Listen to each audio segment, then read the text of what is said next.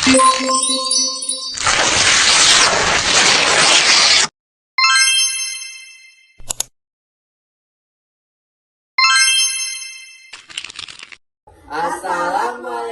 warahmatullahi wabarakatuh.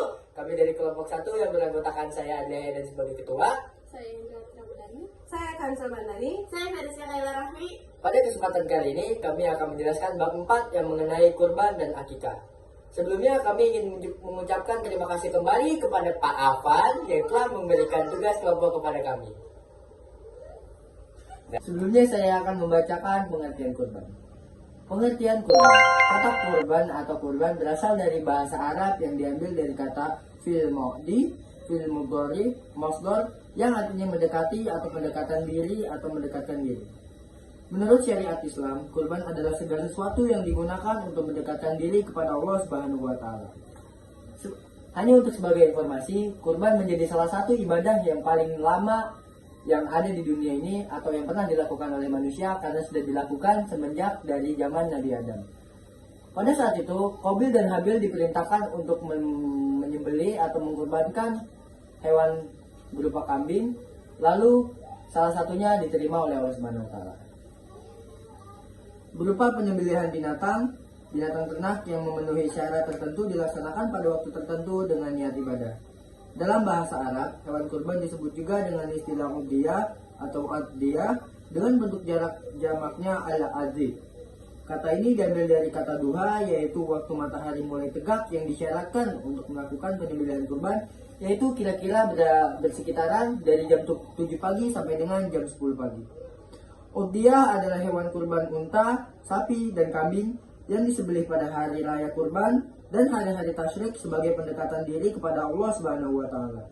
Syariat kurban didasarkan atas perintah Allah Subhanahu wa taala yang tercantum dalam surat Al-Kautsar ayat 1 sampai 3 dan Al-Hajj ayat 34 sebagai berikut. A'udzubillahi minasyaitonir rajim. Bismillahirrahmanirrahim. Inna a'tainakal kautsar fasholli lirabbika wanhar inna syani'aka huwal abtar.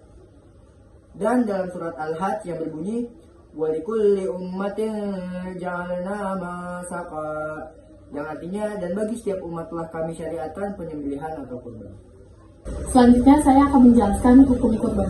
Hukum kurban merupakan bentuk ittiba'ah kepada syariat Nabiullah Ibrahim alaihissalam yang rela mengorbankan anaknya Ismail demi ketaatan dan kepatuhan pada perintah Allah Subhanahu wa taala. Syariat kurban ini juga mempunyai berkaitan dengan ibadah haji yang keduanya merupakan ibadah yang sudah ada sejak Nabi Ibrahim alaihissalam. Syariat kurban dan haji ini tetap dilestarikan dan menjadi syariat Nabi Muhammad SAW. Hukum melakukan kurban adalah sunnah muakkad dan wajib bagi orang yang bernazar untuk kurban. Rasulullah SAW bersabda, sesungguhnya menyembelih kurban itu tidak wajib, tetapi sunnah dari Rasulullah. Diwajibkan kepadaku berkurbanlah dan tidak wajib atas kamu. Jenis binatang kurban. Binatang yang dijadikan kurban adalah binatang ternak seperti unta, sapi, dan kambing. Binatang ternak yang boleh dijadikan kurban adalah domba berumur setahun, kambing berumur 2 tahun, unta, dan sapi. Jika diurutkan, binatang yang paling utama yaitu unta, kemudian sapi betina, domba, dan yang terakhir kambing betina. Namun, kurban 7 ekor kambing lebih utama daripada seekor unta. Selanjutnya saya akan membacakan syarat binatang untuk kurban. Jenis binatang yang sah untuk kurban adalah binatang yang dipelihara dan diternakan serta halal zatnya untuk dimakan dagingnya. Binatang tersebut seperti kambing, sapi, kerbau, dan unta. Musinah adalah sapi berumur 2 tahun masuk ke tahun ketiga. Binatang ternak untuk berkurban harus memenuhi 3 syarat. Yang pertama yaitu cukup umur, tidak cacat, dan hewan diniati untuk kurban. Baik, di sini saya akan membacakan hikmah ibadah kurban. Yang pertama, meningkatkan rasa iman dan takwa kepada Allah Subhanahu wa taala. Karena kurban merupakan realisasi dari iman dan takwa seseorang. Yang kedua, kurban merupakan cara mendekatkan diri kepada Allah Subhanahu wa taala.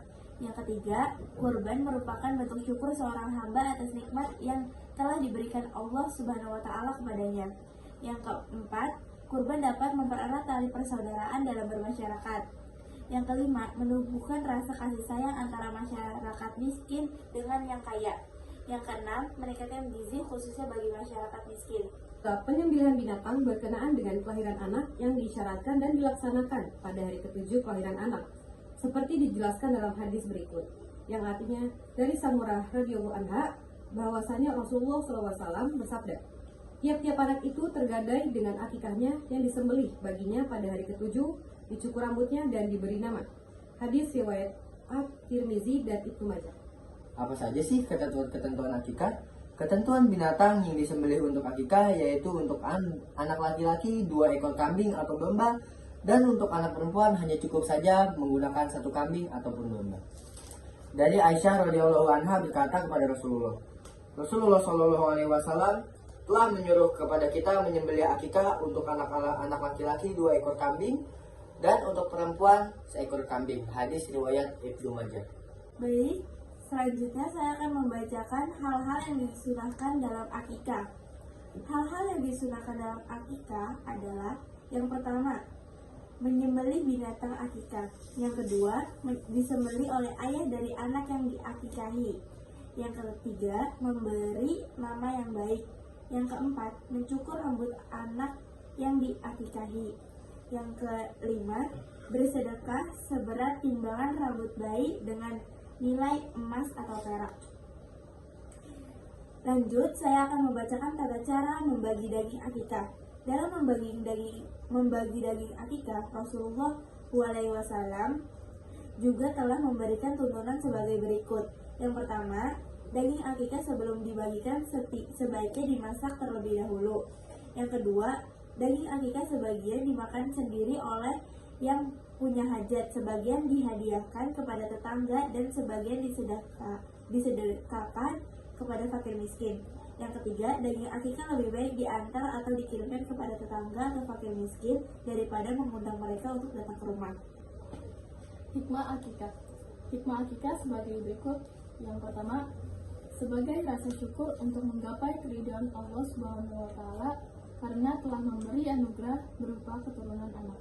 Yang kedua, sebagai penyambutan dan doa untuk orang tua kepada anak agar menjadi anak yang solih dan soleha.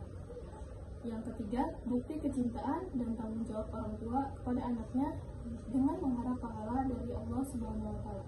Yang keempat, menumbuhkan rasa persaudaraan antar tetangga dan masyarakat sekitar dengan memberikan daging akikah kepada mereka. Kesempatan kali ini saya akan membacakan perbedaan antara kurban dengan akikah. Apa sih perbedaan kurban dan akikah itu? Apa ya? Nah, kurban dan akikah memiliki beberapa perbedaan yang cukup signifikan. Perbedaan yang pertama yaitu adalah pada pelaksanaannya.